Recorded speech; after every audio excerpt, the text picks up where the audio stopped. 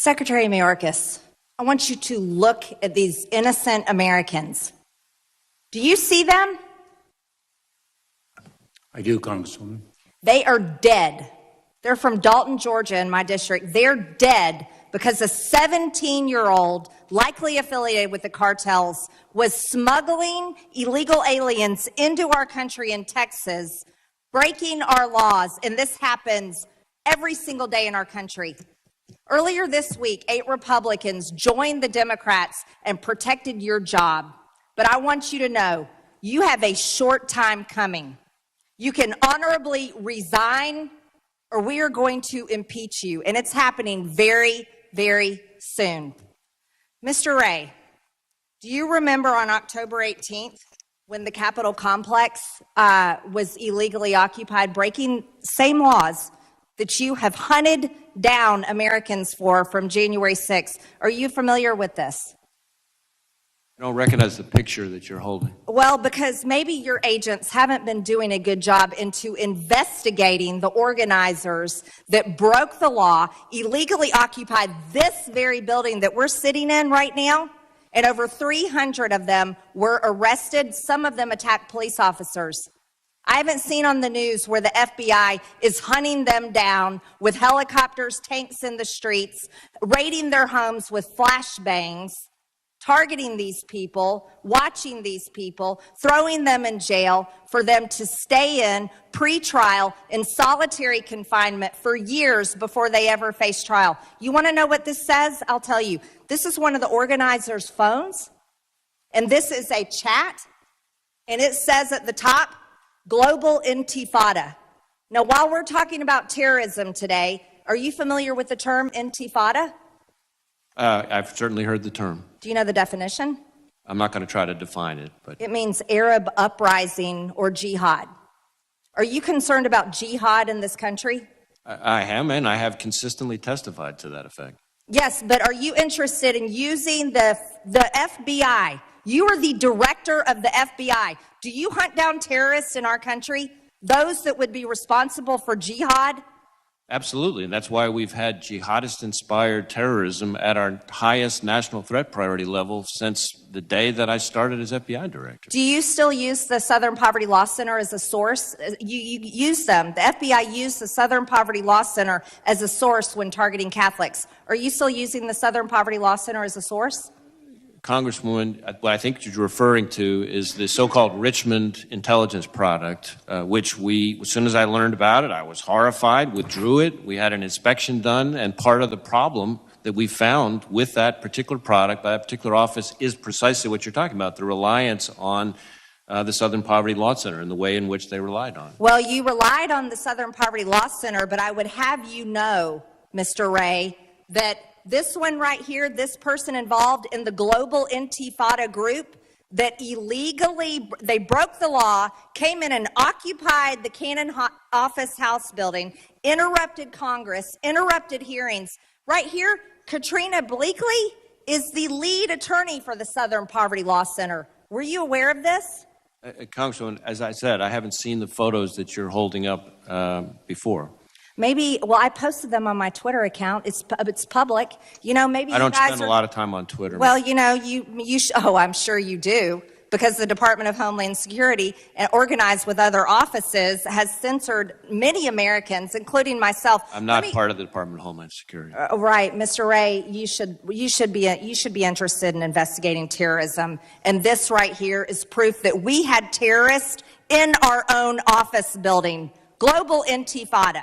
And you rely on the Southern Poverty Law Centers. Katrina Bleakley is one of the organizers. I'll send this over to your office so maybe perhaps you can stop targeting innocent grandmothers and veterans who walked through the Capitol on January 6th and might actually go after people tied to Hamas, tied to Hezbollah, and likely Iran.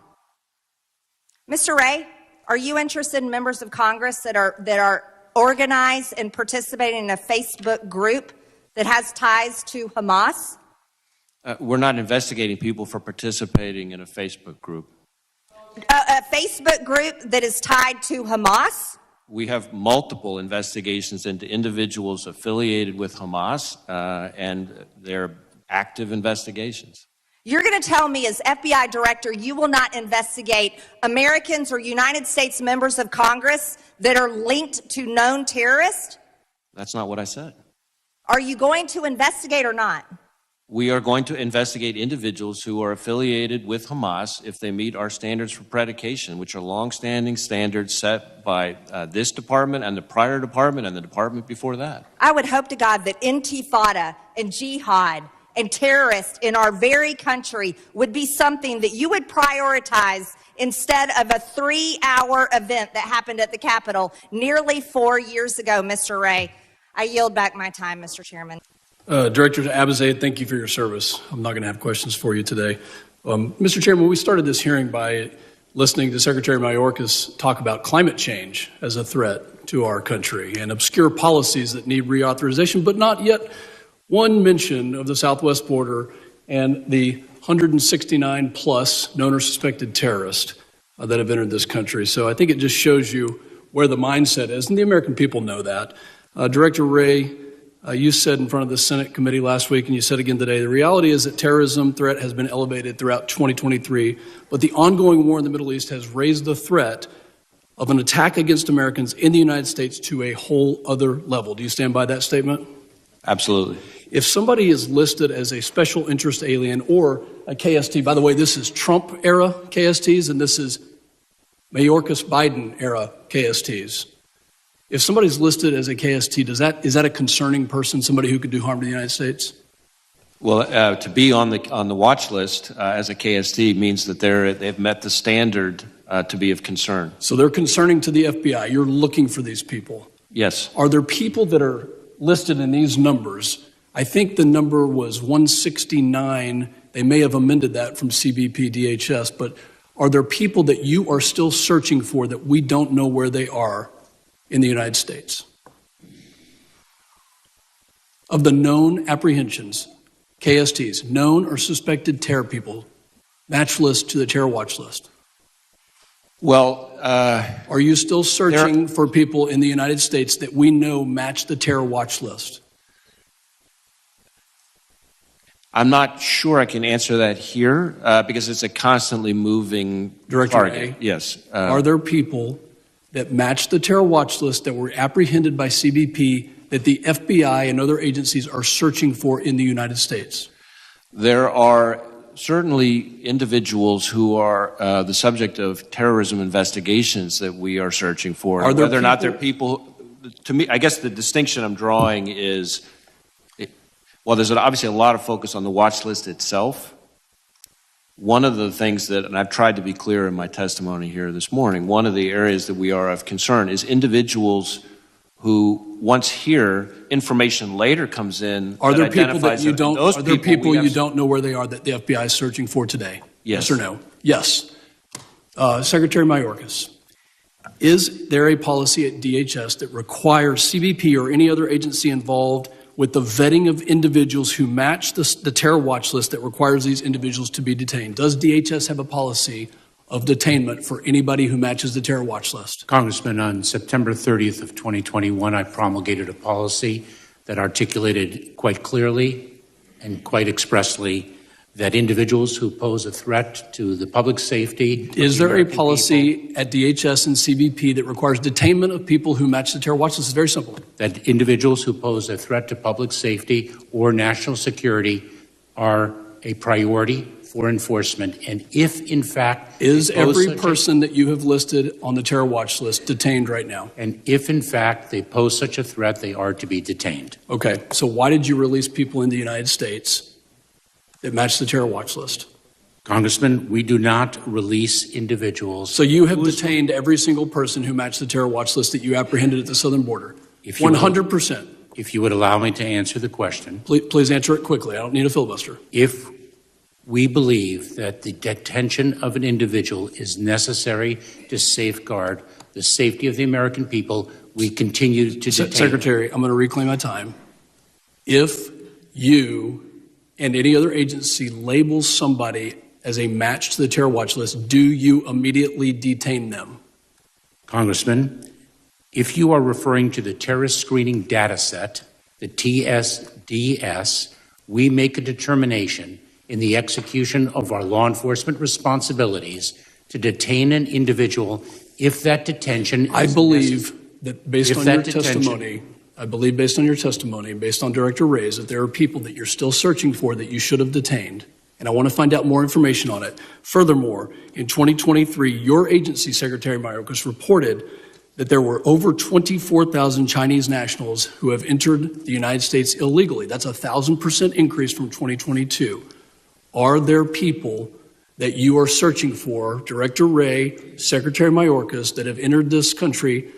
And is there intelligence to suggest that the CCP is trying to use or directing the flow of CCP or Chinese nationals into the United States? Well, certainly there are individuals who are affiliated with the Chinese government who are the subject of investigations that we have here, and some of those are people that we're searching for. Now, how they came in, whether they came in illegally or not, is a different question. I'm not sure I can speak to that here in the aggregate. But what I can tell you is that I've been very consistent in saying that there is no country that presents a broader, more comprehensive threat to our economic security, our national security, our innovation than the Chinese government. And they use non-traditional collectors, not just traditional intelligence operatives, to cause that threat. Secretary Mayorkas, based on Director Ray's testimony, that he believes that this threat is at a whole other level and you are not detaining people immediately, I am very concerned about the security of this nation and the fact that you have been derelict in your duty in securing. Gentleman's time has expired. The gentleman from Arizona, Mr. Crane, for his 5 minutes. Thank you, Mr. Chairman. I want to start with Director Ray. Have the border security policy changes made under this administration, sir, made it more difficult for the FBI to keep Americans safe? Well, I don't know that I could cite it to specific policies. What I would say is that certainly the threats that we are contending with that emanate from the other side of the border, whether it's fentanyl trafficking, whether it's the increase in the number of KSTs that we've seen over the last 5 years, all those are things that make the work that the FBI has on our side of the border to try to get ahead of those threats more challenging. So you don't acknowledge that the increase in traffic that we're seeing, the increase in individuals on the terror watch list have anything to do with some of the policy changes of this administration? Well, I didn't say that. I think what I was saying is when it comes to border security and questions of how that's supposed to be done, I defer to DHS on that. What I would say is the threats that we're contending with, which come from the other side of the border, are certainly extremely challenging over the last several years. Thank you, sir. In your professional opinion, what's causing the increase of encounters of individuals on the terror watch list and the traffic at our southern border? You know, I'm not sure that I have a professional opinion about immigration. We try to stay in our lane and focus on the issues that we're contending with. Well, I know you do, actually, sir, I know you're a really smart guy. I know you do have an opinion. If you're not willing to share it in this setting, that's okay. But I know you've studied criminology, you've studied deterrence. I mean, you are the head of the FBI. We all recognize that. But I understand, sir, you're in a tough situation here today. On that note, though, Director Ray, is it fair to say that the now President of the United States, while he was campaigning to become president back in June 27, 2019, said this in multiple statements like it on the campaign trail? He said, "And those who come seeking asylum, we should immediately have the capacity to absorb them, keep them safe until they can be heard." On September 12th, sir, 2019, we're a nation who says if you want to flee and you're fleeing oppression, you should come. Did you hear any of those comments by then candidate Joe Biden? I'm not sure I can quote people's campaign statements. Do you think that has anything to do with the dangerous situation that we now see at our border and now within the United States of America?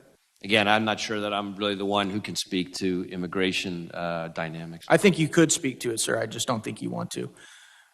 Sir, about how many American citizens have been arrested for entering the Capitol on January 6th? If you can just give me an estimate, that'd be great.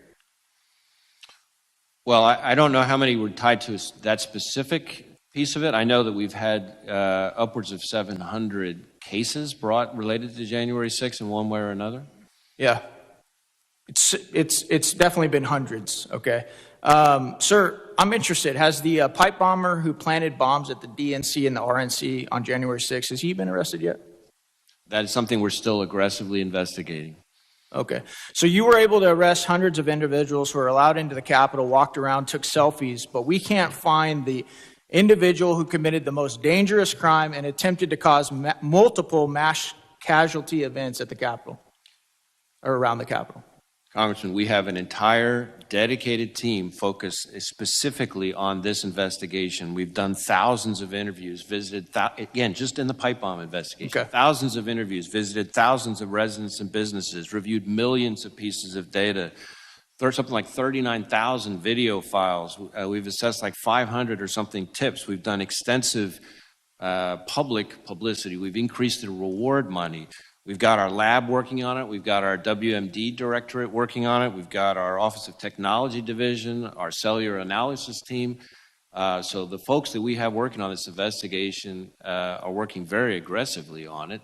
And I, as much as anybody, would like to see it solved. But it is certainly not for lack of effort and lack of priority, I can assure you. Thank you, sir. Sir, do you find it interesting how many whistleblowers there are right now from your organization coming forward and testifying to Congress about the conduct of the FBI and how they no longer even want to work for the FBI? They're willing to risk everything, including their livelihood, to come and talk to Congress about what they perceive to be a change in the culture at the FBI. Certainly, I respect the role of whistleblowers in our system. It's an important part of the way our system of government works. When it comes to the culture of the FBI, I'm very proud of our 38,000 people. I think you will be relieved to know that the number of people applying to be special agents from the state of Arizona has gone up over 135% over the last 5 years. And the view that you've just described, I don't think matches what I hear from the 55-plus chiefs and sheriffs and other agency heads in the state of Arizona who've dedicated something like 200-plus of their task force officers to serve on our task forces. We've got about as many task force officers on our task forces. Real quick, sir, do you find their testimonies to be reliable, or do you think that when you hear what they're saying to Congress, do you think they're pushing false narratives?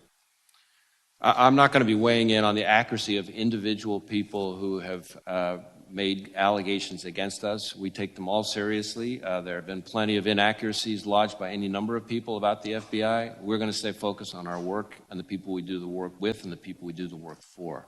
Thank you, sir.